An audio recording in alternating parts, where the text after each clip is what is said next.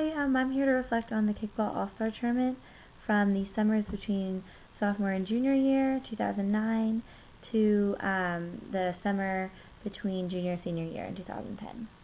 I've been playing kickball since I was 6.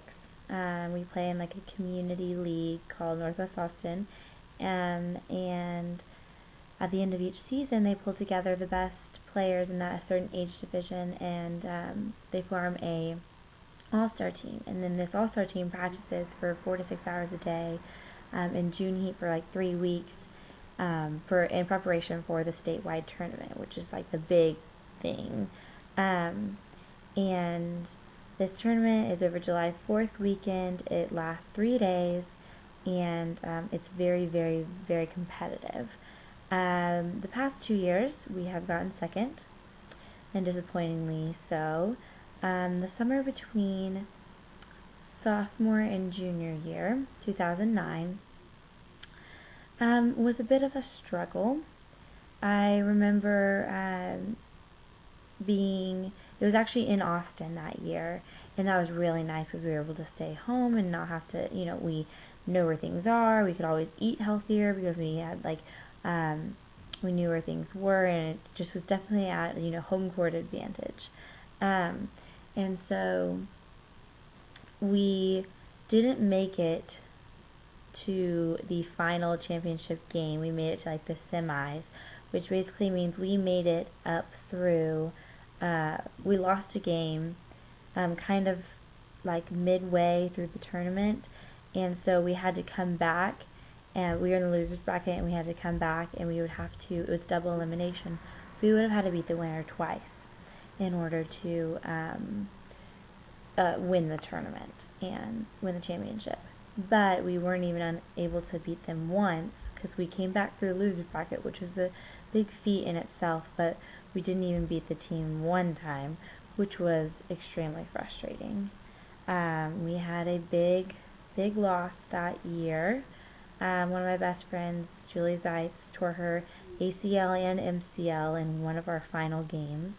And she was unable to play in that semi, in our very last game that we lost. And she was one of our best players, and we really took a hit from that emotionally, and just skill-wise, that we really needed her on the team. So that was a definite challenge that we had to overcome. Also, it was the first year. The year before, as a freshman, I played infield. I played second base, which was a big deal, and I was very happy that I got the opportunity to play there.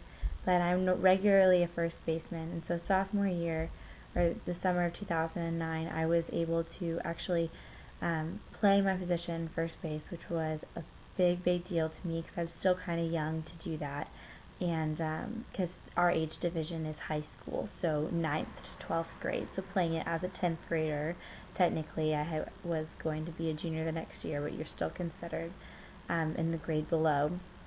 It was a big deal, and it was definitely intimidating with some of the older girls, but it was definitely, a great challenge that I felt like I overcame, and I definitely became aware of my areas for growth as both a leader and a player in kickball by doing that. I had to overcome, kind of being afraid because of my age, and intimidation, and just, a lot of people depended on me in that position, and so that was really a great thing that I learned about myself and got to overcome as an individual.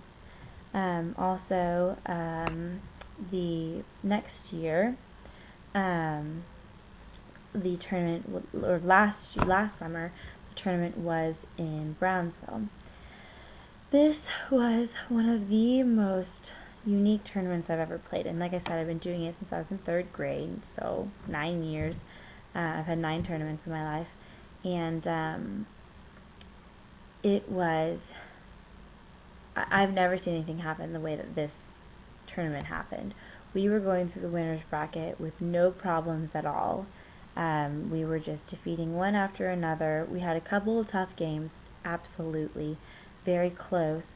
Our biggest rival we actually put into the loser's bracket, and they had to then work their way up to play us again. And we had a great pitcher, and offensively we struggled a bit, but Um, we made it to the championship game, and if we won that, then we won championship. If the team that we were playing won it, then we'd play the same team one more time, because since it's double elimination, they have to beat us twice in order to win. So normally, I've seen a bunch of tournaments in my life because my older sister plays. I've rarely ever seen a team come back and from the losers bracket and beat the team in the winners bracket twice in order to win championship. And this is what happened to us.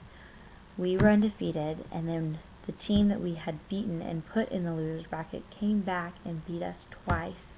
One game was a 12-inning game, the other game was a 15-inning game.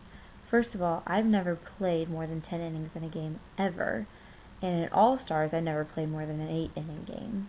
So these extremely long games were absolutely insane. They lasted so long, and it was the most ridiculous thing I've ever heard of. The calls, I mean, literally, it was 0-0 for, 10 of the innings, and then they'd score one, and the final score, I think, was like 1-0, and both the games were 2-1. They only had one ahead of us. And, I mean, every single call in that kind of a game is crucial because it could be make it or break it. Clearly, we're neck and neck with this team, and we didn't come out on top. And I truly learned that, sometimes, yes, it was a heartbreaker, but that team was able to pull it together and actually get the things done that they needed to get done and take care of business and come back and beat us. And we had an advantage, and they still came back and beat us. And so they were very deserving of this. Although it breaks my heart to say it, that's something that I learned from this experience, and I thought it was a great thing to have gone through, even though athletes never like losing, that's for sure. But yeah, I'm in it this year again, plan on playing my final year, and it's a great part of my life, and I'm very happy that it has had such an impact on me.